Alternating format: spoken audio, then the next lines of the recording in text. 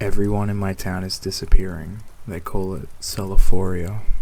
Now, before proceeding with this story, I must mention that this is part 1 into an ongoing series. Today, the first story was uploaded by UnrealPhenomenon on Reddit, so we must give credit to them, and I urge you to go check them out and stay up to date with their stories. With that being said, let's proceed with this bone-chilling story.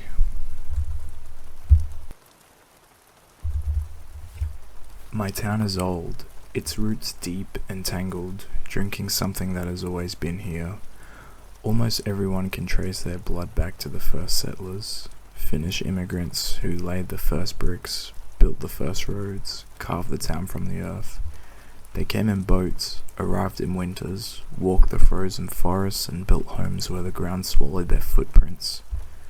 On the surface, it's like any other small town, quiet, insular, familiar. But there's a tradition here, something that doesn't belong to us, but we carry anyway. Something older than the town itself, Sulaaphoria. The church bells ring for it, the radio hums with it, the diner booths whisper it over black coffee. It used to happen rarely, once, twice a year, after long dedication, like a prize at the end of devotion. Now, it happens every day. Somewhere, someone is achieving. Somewhere, someone is gone. The first time I witnessed someone achieve Sulaaphoria was at the bar with Melody. "Did you hear about Hansel?" she asked, swirling her drink. "He achieved last night. Just lay in the snow and poof, gone." Hansel had vanished 2 weeks ago. The night after that, Dave spent hours lowering himself into hotter and hotter water, grinning as steam curled from his skin. Melody and I were growing desperate. We had tried everything: wax burns, sauna sits, fasting until our ribs counted for themselves. Nothing. We were still here. That night, the bar was packed, wall to wall. No laughter, no breaking glass. The usual drunken shouting had been replaced by something quieter, something electric. I tapped someone's shoulder. "What's going on?" Arthur turned, gaunt, cheekbones carved sharp, his skin stretched thin from months of the water diet. He had the look of someone almost there, someone waiting to be taken. "They found a new way," he whispered. At the center of the room, 3 young men stood in black togas, each holding a shot glass. The crowd held its breath. In perfect unison, they drank. A single second stretched, unbearably long. The air shimmered. Then, their bodies softened, blurred at the edges, like a heat mirage. The folds of their skin began to separate, like liquid pulling apart. The moment hung, viscous, heavy. They dissolved. Their clothes collapsed onto the floor, still damp with sweat and spilled liquor. "Sulaaphoria!" The crowd erupted. Cheers, shouts, people slamming their glasses down on the bar, ordering rounds of tequila. "I'll have what they had." "That's all it took?" Melody nudged a crumpled toga with the toe of her shoe. "How long have we been trying? All I did was, what, do some fucking shots?" People were vanishing everywhere now. A diner had lost their entire staff overnight. Kids wandered the streets, their parents gone, mid-breakfast, their plates still warm. It wasn't that it was strange, just disappointing that it hadn't happened for me.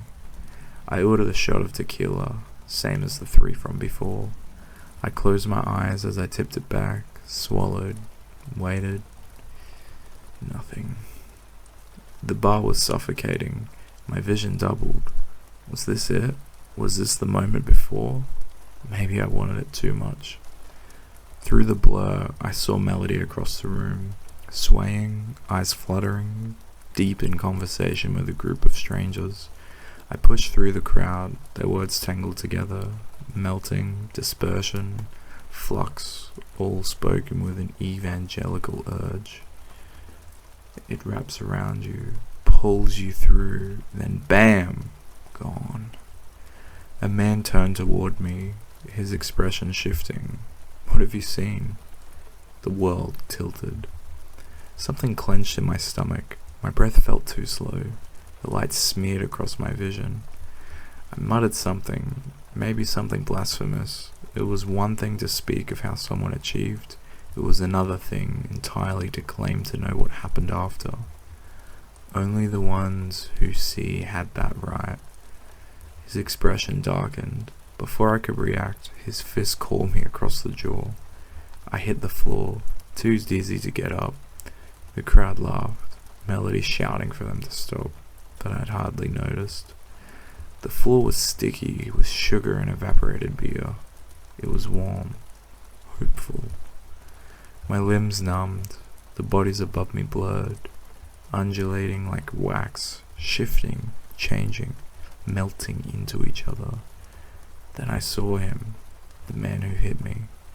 His skin creased, pulled open, unzipped. Droplets of him lifted into the air, tiny globes of light reflecting the faces of the crowd. Each drop held something, a memory, a moment, dissolving, fading away. His body remained for a second longer, hollow.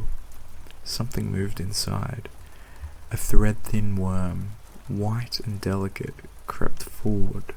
It lingered, drinking up the droplets, pulling them into itself. It did not look hurried or full. By the time I blinked, there was nothing left but clothes. The music swelled back into focus. The crowd cheered, bodies pressing against each other. Breath warm, damp, drunk with it all. I turned to Melody, my breath unsteady. "What was that? Did you see that?" She scoffed, kicking at the empty clothes on the floor. "Yeah, a bunch of bullshit is what that was." I didn't remember getting home. I woke up to a hangover and a phone call. Melody's mother. She was crying, but it wasn't grief. She was so sick after the bar, she said. I told her that's what happens, but then the vomiting stopped and Sulaaphoria, a breath, shuddering, reverence. "It was beautiful, Jessica. I wish you could have been there." Melody was gone, just like that. I pressed my hand to my stomach, waiting for something to twist, to ache, but I only felt empty. As it says in the methods of Sulaaphoria, the dispersed live on your breath. So I exhaled. I collapsed back into bed, tried to sleep the rest of it off. I kept the radio on while I worked the next day, 93.7 FM, The Melt. The host's voice was warm, unhurried. "A record number of achievements this season, folks. We'll be taking calls after the break. Who do you think will be the next? Could be you, could be me, could be your next door neighbor. Ain't it a beautiful thing?" Outside, people sipped coffee at the cafe, gossiping about who might be next. The diner across the street was short-staffed again. More empty aprons left in the back, more half-eaten meals cooling on abandoned plates. No one seemed alarmed. I kept shelving books, trying to focus, but my fingers caught on something strange. A book I didn't recognize. It wasn't in the system. No barcode. A pamphlet slipped free. Its cover was cracked, gold lettering peeling at the edges, but I knew the word. Sulaaphoria. Beneath it, a subtitle. The Tracks of the Seers. Inside, the handwriting was uneven, jagged, smudged, where the ink had been pressed too hard. A passage caught my eye. Abe, the first went away with the snow, and Clef followed in the water. We all knew that phrase, one of the first things we were taught, a simple way to remember the methods. But beneath it, in handwriting that did not belong to the original text, who saw them go? A seer? A weight settled in my chest. Someone had left this here. Someone wanted me to read it. At the back of the pamphlet, a note. Come before sundown. An address. I shut the book, tucked the pamphlet inside. I could pretend I never saw it. I could throw it away. Instead, I grabbed my coat and stepped out into the cold. The windscreen was frozen over, a thin pane of ice sealing me in, a perfect sheet of white, like the world outside had been scrubbed away. I turned on the defrost, but the cold clung stubbornly to the glass. I reached into the back seat, fingers stiff as I fumbled for the scraper. My knuckles ached, the dry air pulling at my skin. The moment I touched the handle, something shifted. A whisper. Sold at first, curling at the edges of my ears, barely louder than my own breath. It was easy to ignore, like the sound of a house settling at night, the distant hum of a street lamp, something just on the verge of being real.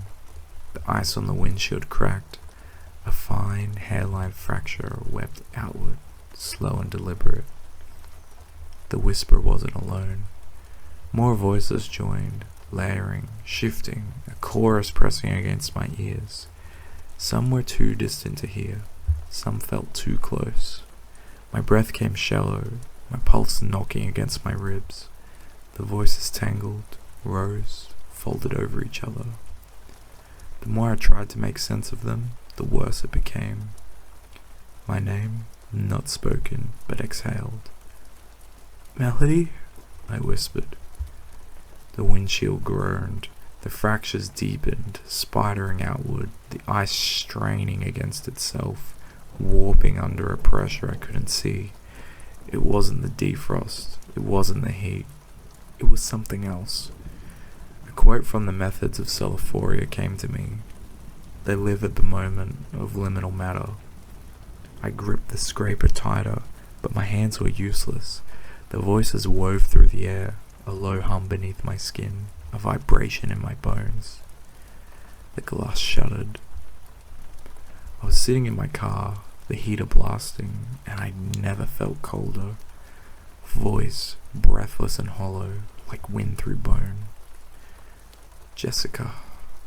I threw the door open and stumbled onto the pavement, the cold biting into my skin.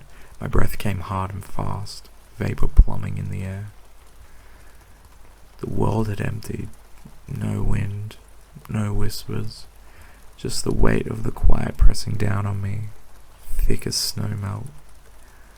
I stood still, waiting. My ears rang with the absence of sound. My fingers flexed around the scraper. The windshield was still frozen, the fractures holding steady. The ice had just begun to melt. I forced myself to move, scraping away at the frost, my hands trembling. I should have gone to the address. I didn't. Instead, I went home. The house swallowed me whole. The door shut behind me, the air thick, humid, stale. I stood in the dark, waiting for my body to feel like it belonged to me again. I called over my dog. "Arcades?"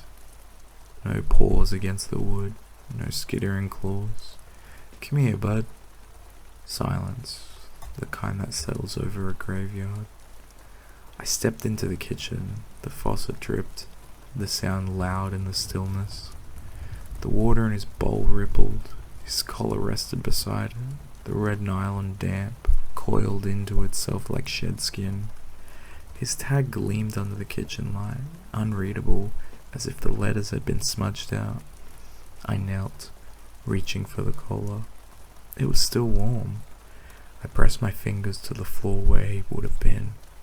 No fur, no sign that he had ever existed except for the space he left behind. This isn't happening, I thought. Animals don't achieve, do they? I thought about calling someone, anyone, but who would I call?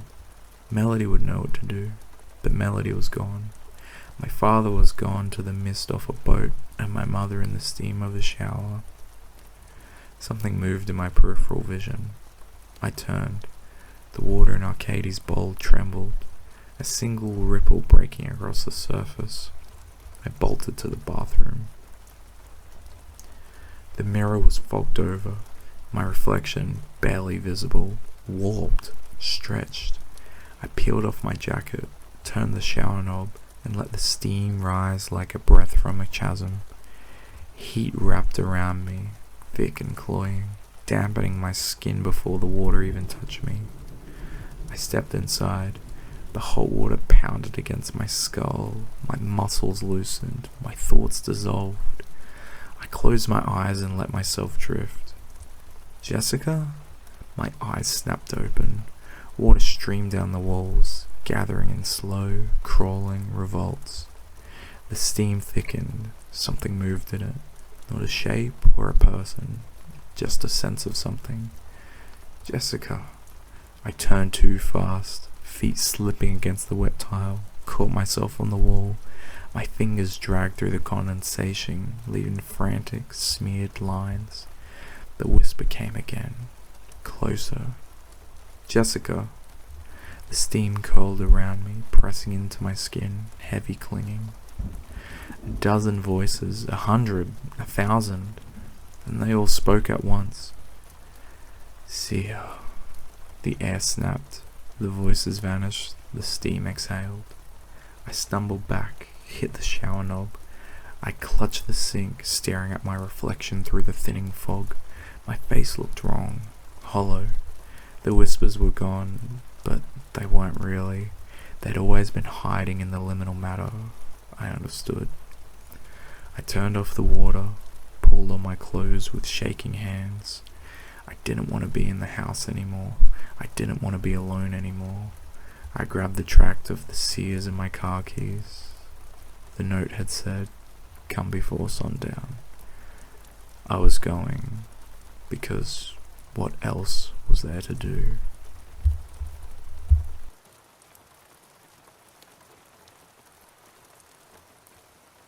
This is a very curious story. My thoughts on this?